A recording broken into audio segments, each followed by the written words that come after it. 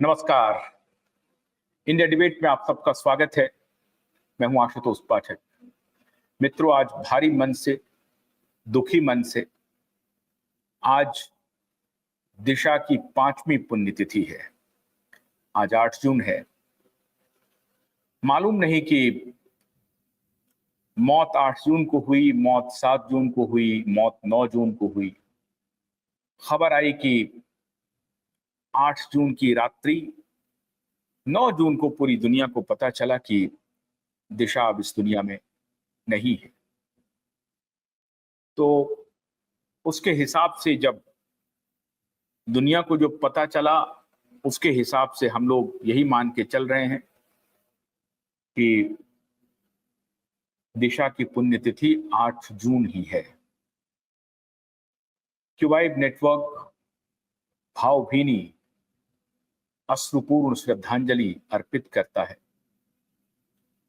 और आज दिशा के लिए जो न्याय मांगने वाले सिपाही हैं, खासतौर से एसएसआर वॉरियर और देश के तमाम दर्शक जो क्यूवाइब के इस अभियान में हमारे साथ खड़े हैं, मजबूती से खड़े हैं, उन सब के लिए एक बहुत बड़ी खुशखबरी भी लाया।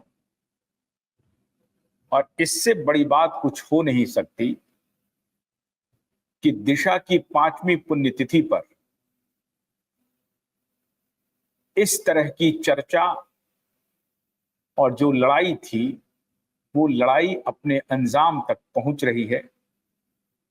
हमने तो सोचा था, लेकिन बहुत सारे लोगों को ये बात जरूर होते रहती है, होना भी चाहिए, क्योंकि प्रशासन की अपनी निर्लज्जता, उन्होंने इस तरह से अपनी निर्लज्जता को प्रदर्शित किया है कि पूरी दुनिया हैरान है। महाराष्ट्र प्रशासन, खासतौर से पुलिस प्रशासन और अब तो जनरल एडमिनिस्ट्रेशन भी, सब मौन साध करके बैठा हुआ था। लेकिन ये सब कुछ कामयाब अगर हुआ है तो उसके पीछे सिर्फ और सिर्फ एक ही आपका जो विश्वास था, आपका जो भरोसा था, न्याय की लड़ाई में हमारे साथ खड़े होने का, ये सब उसका प्रतिफल है कि आज जून महीने में हमने वो स्थिति ला दी है जब सरकार को मजबूरन एफआईआर दर्ज करना ही होगा। और हमें जो अंदर से सूचना प्राप्त हो रही है मित्रों, वो यही सूचना है, महाराष्ट्र सरकार अब सारे ऑप्शन को तलाश लिया और महाराष्ट्र सरकार को अब ऑप्शन कोई दिखाई नहीं पड़ रहा है। वो प्रेम से नहीं आए हैं ये काम करने के लिए, वो मजबूर होकर आए हैं काम। और मैं इसलिए महाराष्ट्र सरकार का प्रशंसा नहीं कर रहा हूं, करने की आवश्यकता भी नहीं है। उन्होंने 3 साल वही कृत्य किए हैं जो कृत्य उद्धव ठाकरे ने किया था। मैं नहीं समझता हूं कि वर्तमान महाराष्ट्र सरकार की हमें तारीफ करनी चाहिए।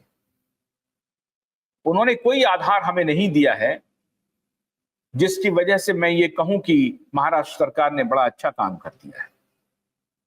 ये आप दर्शकों और दिशा के लिए न्याय मांगने वालों की लगातार हो रही कोशिशों के बाद उनका ये नतीजा है मित्रों कि आज महाराष्ट्र सरकार को मजबूरन ये फैसला करना पड़ रहा है कि हमें एफआईआर करना ही पड़ेगा।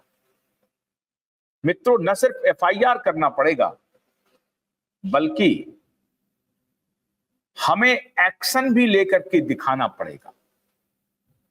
हमारे पास कोई दूसरा रास्ता नहीं है। हमें हर सूरत में, हर हाल में एक्शन करके दिखाना पड़ेगा। और ये हालत आप सबके सहयोग से हो पाया है।